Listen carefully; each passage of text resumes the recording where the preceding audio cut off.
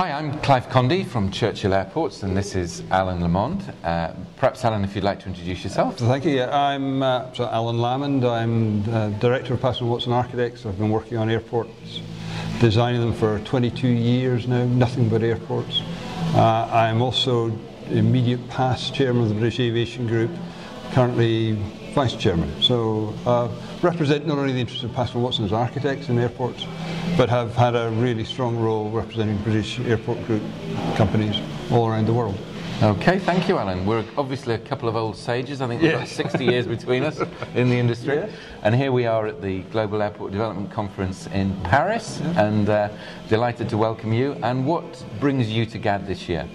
I think the GAD reputation brings me here time and time again. It's a unique gathering of some of the world's leading airport experts, nicely sauced up with some reasonably provocative speeches and good interruptions coming through, good industry analysis from the airlines as well. So it's a really good breadth to it. But it also tends to give us an insight of where the money is thinking the world's looking at. So it tends to be more forward-looking rather than worried about things that are in the present. So in that sense, I think it gives a really solid view of where we should be thinking about looking for our opportunities in the years ahead. And what, obviously we're in the middle of a financial crisis at the moment, a global financial crisis, and Europe, here we are in Europe, but we're not just here to talk about Europe, it is the Global Airport Development Conference. What do you see the challenges and the opportunities for your business in the current climate? We've been in business for over 50 years, working in airports for over 50 years, and up until 10 years ago we really hadn't done much exporting. I think we worked on one major project outside the UK. But over these last 10 years we're now up to working in 29 different countries. So we've certainly taken the view of going out and selling the skills in a market that's well beyond our British traditional home. It went into Europe initially, but it's got much broader than that now. We're certainly covering places in Africa, in the Middle East extensively, but in Asia too. We're making tentative inroads into South America. Finding that difficult as a market to get into, but we think we've got a proposition that makes sense. Certainly the balance of growth that you see across the aviation market, if you take it collectively, it's a solid growth pattern, but we're very aware that the mature markets are not growing at the pace of the younger, more dynamic markets. So the rate of growth in the Chinese market, for example, is just extraordinary. And we've been one of the bidders for the new Beijing airport, a brand new airport capable of handling 100 million passengers a year. Projects coming up in Istanbul for an airport of 120 million passengers a year. Other airports in China going on with 80, 75 million passengers. These are all enormous opportunities for which we think we have the skills to do that. And I think many of our British partners within the British Aviation Group have similar views and take a similar view in terms of their opportunities. Being a bit more domestic about it now, obviously there's a big debate raging in the UK at the moment about additional airport capacity in the southeast. What do you think the outcome of that will be? What will we be talking about in 5 years' time? The fear, of course, in 5 years' time, we're still talking about exactly the same thing and no decision has been made at all.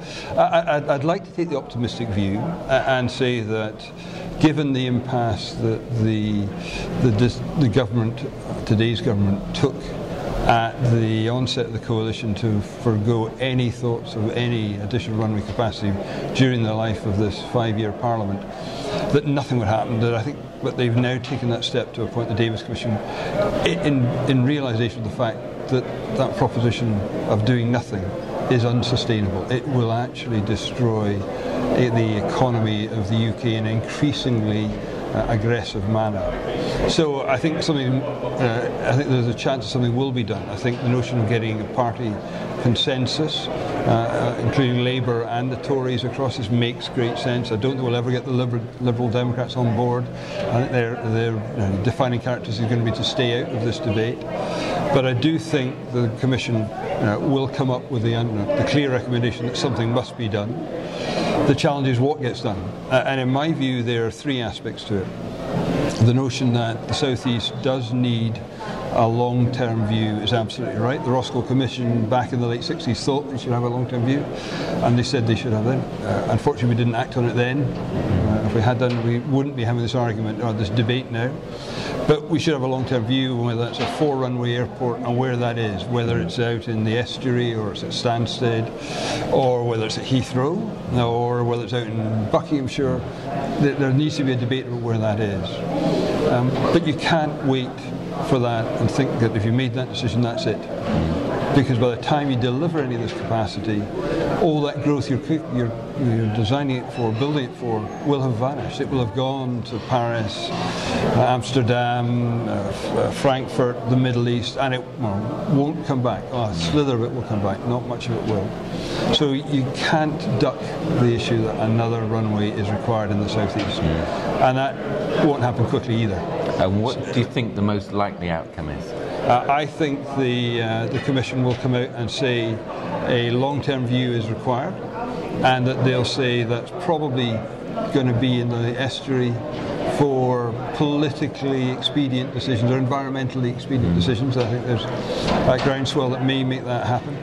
I still think it's going to be so far in the distance that it may never happen, but it's going to be so far out. But I think the Commission may come out and say that. But I think they're going to come out and say, but when you're doing that, and that decision can be pushed off for a while, because we think you've got to do another runway. So you've got to do a runway at either Stansted, Gatwick or Heathrow. And you've got to make that decision now. By now being 2015, 2016, to deliver it by, if we're lucky, 2022, 2024. And my fear is even that's too late. So you need to do something else in the meantime as well. Which is probably going to be looking at the constraints on Heathrow in terms of mixed mode and extending the opening hours. So there are a number of factors at play. So I think the Commission is going to come up with 3 recommendations, a long-term proposition that's so far off nobody actually has to commit to what it is yet, because they're going to say, well, the first worry is to build that runway. And then they're going to realise that doing that in itself isn't enough, so you have to have a short-term view as well. So I think we're going to come up with a long, short and medium-term view. And we should have done that 20 years ago. If we'd done it 5 years ago, maybe we might have just got away with it. But we'll maybe muddle through if we do get something like this. But I think there has been damage done, permanent damage, but not catastrophic to the country as such. Good. Well, I hope you're right, and I hope Britain gets its act together. Well, that would be encouraging if we could get there at the end. Good. Anyway, thanks, Alan. Thanks very much, guys. Okay. Thank you. Cheers.